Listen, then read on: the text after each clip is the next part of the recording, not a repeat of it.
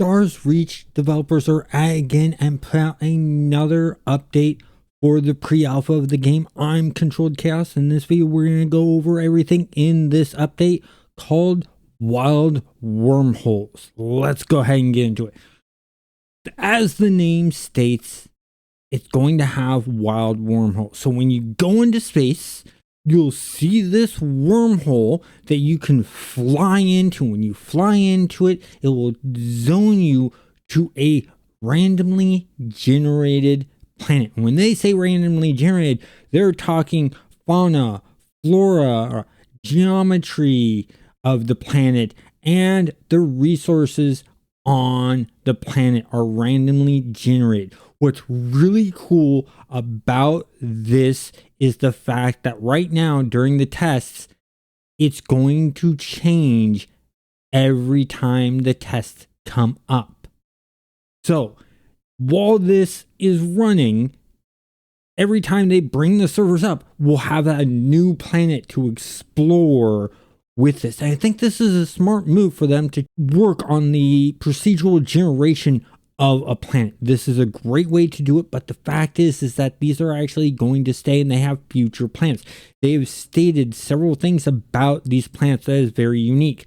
One of them being that there are no servitor control on these planets, which is nice. Another thing that they state is that for right now, you will show up on the planet next to a portal that will get you back through the wild wormhole. And that is a temporary thing because they don't have the proper things in there, including starships for you to properly land.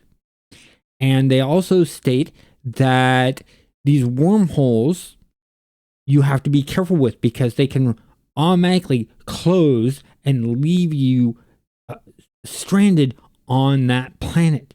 And how to get back might be complicated and confusing. They haven't gone into details about that, but I find this very, very interesting. They have stated and put a warning up. Once again, this is a big warning not to build homesteads on these planets because they're resetting every test.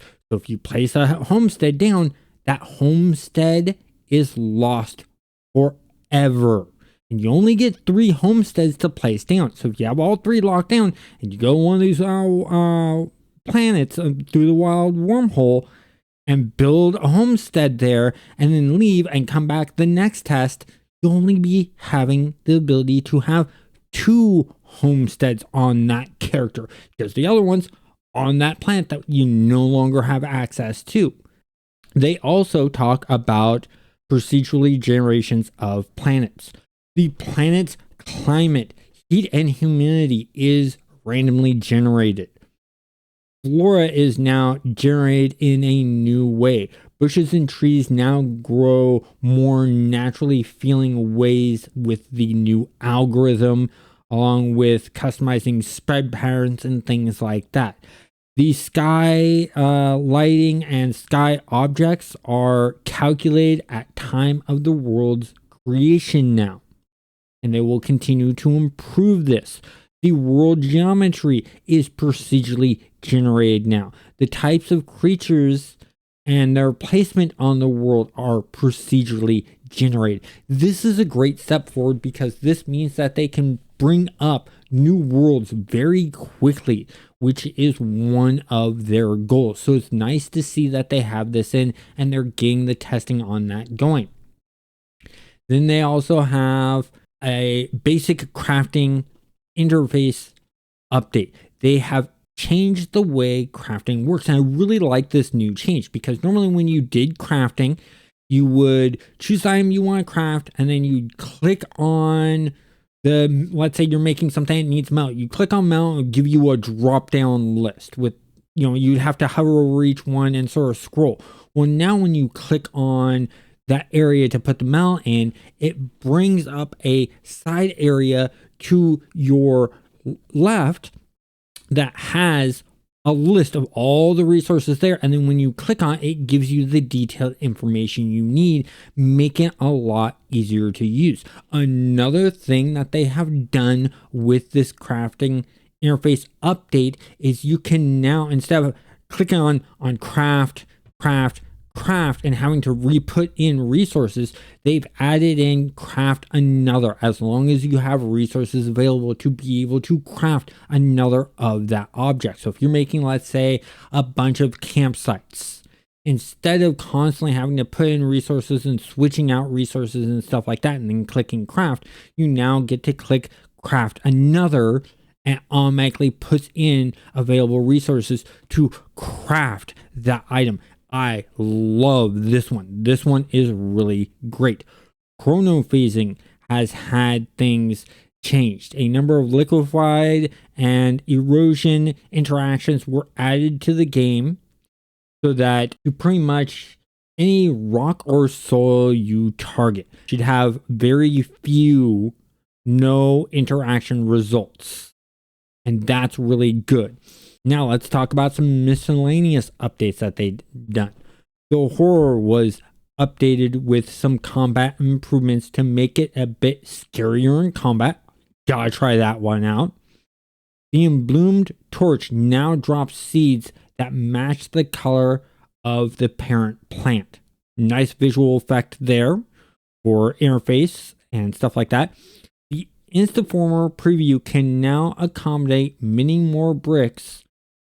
You should no longer be limited to only 100 bricks at a time. In fact, you shouldn't feel any limits at all, except that placement still needs to occur within the homestead you have permissions to build on. Creatures with the smallest size projectiles no longer create status effects. And what they mean by this is, let's say you have a creature that shoots an electric ball at you that's gonna shock you and sort of stun you, and it's a small particle effect. It's no longer going to stun or shock you. It's only the bigger ones that are going to do it, like the medium to large ones, not the very tiny ones, which is a very good change on that.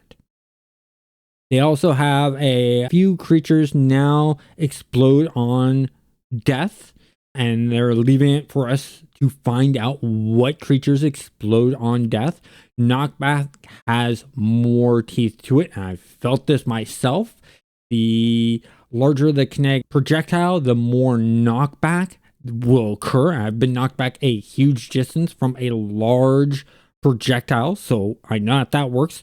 The UI system is being overhauled when you're trying to keep it so that you won't notice many issues, but there may be some oddities because they're still working on it.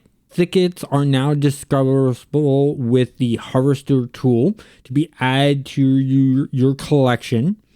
The following recipes have been fixed and are now usable: copper bricks, lithium blocks, or it's copper blocks, lithium blocks, making clay from lithium soil, which is good. Now, another thing they've done is some under the hood working with the resource system and doing some cleanup and consolidating of things to move towards the artisan crafting. So nothing visible in game, but the progress is moving forward on that, so we can get artisan crafting, which is going to be a big thing for the game since everything is player made. Creatures that end up under terrain somehow should die naturally and then respawn at their maker later on. This is a really good one. I love this one because so many creatures get stuck underground. There's nothing you can do about it.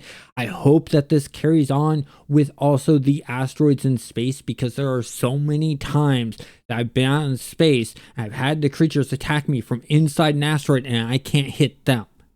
And that's because the way the collision's working in the game, it's one-way collision. Just the same as the way those asteroid models are. When you're outside of the model, you see the texture. If you were to go inside the model, you wouldn't see the texture. You'd see right through it. And so the collision's probably working the same way, is my guess of why the creatures are able to attack you while they're inside the model or terrain or things like that. So this will help fix that problem. Another thing that they say is that we're going to see fewer land sharks in existence now. They're not going to be all over the place like they've been in the past.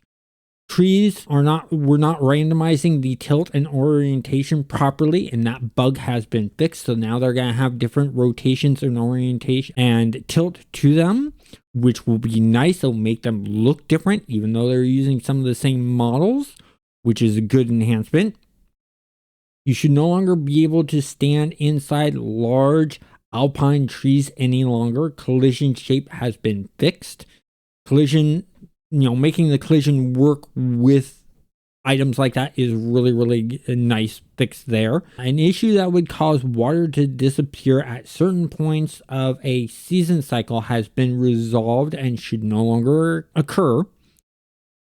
There are more newer bushes and trees that have been added. The spore pod, the organ pipe tree, which will be on dry and hot planets, the paintbrush and funnel plant bush have also been added to dry and hot plants. And these plants and bushes, or these trees and bushes, look really, really cool. There's a new type of creature in the worlds now. And they are Carvox. And these things are really cool. They look like a mix between an insect and a dog. And they're really, really fun to fight, but you want to be careful. Yeah, they may appear to be white and yellow conning mobs in big batches, but you gotta be careful when fighting them. I'm gonna leave the surprise to you guys because, well, Dave worked on this one. And he just loves seeing your guys' reactions to new mobs who comes up and the abilities that they have. So I don't want to ruin his fun there. The very first steps have been taken to a first-person user interface. Most of it is placeholder, and when they're saying first-person user experience, they're talking about when you create a new character. So when you create a character now, it has some dialogue, and the great thing is it's not just clicking through dialogue of stuff. You actually get different ways to answer, and it responds differently. And the great thing is for the placeholders, they're giving clues and hints of what is to come. We're talking character customization in multiple forms. Or the one of them is that they show is being able to morph the face, and that you'll be able to do that hopefully to the body and stuff like that. Then the second one that they show is, you know how we have the 3 stats of health, focus, and endurance, right? Well, in the snippet that they show of under construction for this, you actually get to adjust in this triangle where your health, focus, and endurance would be, which ones you favor more. I really, really love this one. This one will make characters different on stats that way. And then there were a couple others there that will be interesting to see, to interact with. That would be really, really cool for customizing the character beyond just the looks. So one player's character could have more endurance, where another one has more health, and another one has more focus. And a huge mix between all those is great. They're also pleased to bring a few new animations, such as sliding and AFK. The sliding on ice looks really, really good because it's no longer just a static slide pose. Your character actually wobbles a bit, like he's trying to keep his balance, and looks nice. Then there's also an AFK pose. So if you sit still for too long, you'll do this AFK pose, or you can type /AFK to see the pose. Overall, this is a nice update and a good step forward in many ways. The main direction is the planetary randomization and generation, and that they're focusing on that part of it, because this is a great move towards 24/7. Because if things blow up bigger than they expected when they go 24/7 and a lot more people join in than they expect, they can bring up a lot more worlds because each world is its own little server itself for players to spread out to. And that's a smart move on their half for gearing up for 24/7. Comment down below with what your thoughts are on this update and what you like best about this update, and have a great day.